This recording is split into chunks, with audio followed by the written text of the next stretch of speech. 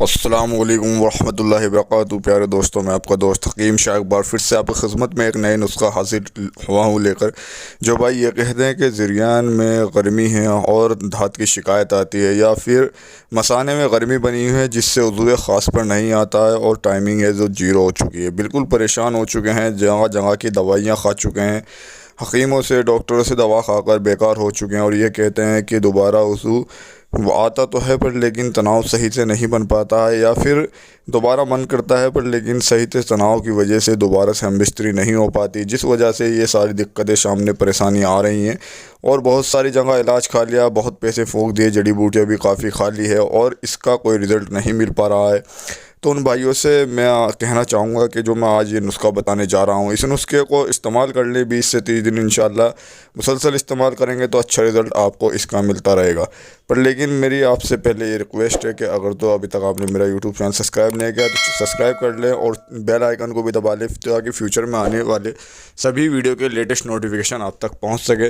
ज़रा नुस्खे पर गौर कीजिएगा, और इस नुस्खे को जो इंसान खाएगा वो उसकी जो नफ्स जान ऐसी पड़ जाएगी जैसे लोहे की रोड हो।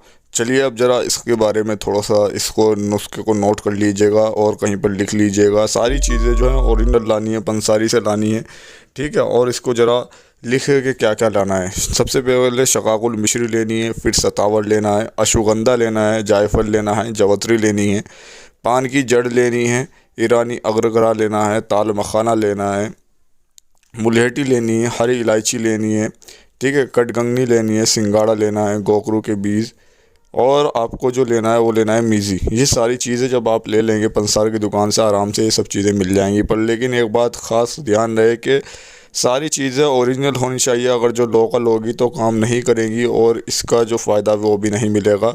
जो स्पम होता है वो इंसान का पतला हो जाता है, जिस वजह से टाइमिंग का शिकार हो जाता है इंसान, टाइमिंग नहीं बढ़ पाती है और जल्दी फारिग हो जाता है और अपनी अहलिया को खुश नहीं कर पाता है, ठीक है। ज़रा इस नुस्खे को बनाना कैसे है ये समझ लीजिएगा।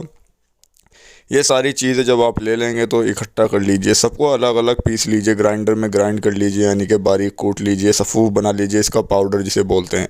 पाउडर को खाने का तरीका क्या है वो भी समझ लीजिएगा, और इसको रखना कैसे है ये भी समझ लीजिए। एक कांच के बर्तन में इसको रख लीजिए, इसमें सील ना पहुंच सके, यानी कि इसमें नमी ना आए, इसलिए इसको कांच के बर्तन में ढक कर रखिएगा, टाइट ढक्कन लगाकर। अगर जिसके अंदर सील आएगी तो इसको ख़राब होने का ख़तरा बना हुआ होता है और वो जो सफ़ूफ़ है आपकी दवा है वो ख़राब हो जाएगी।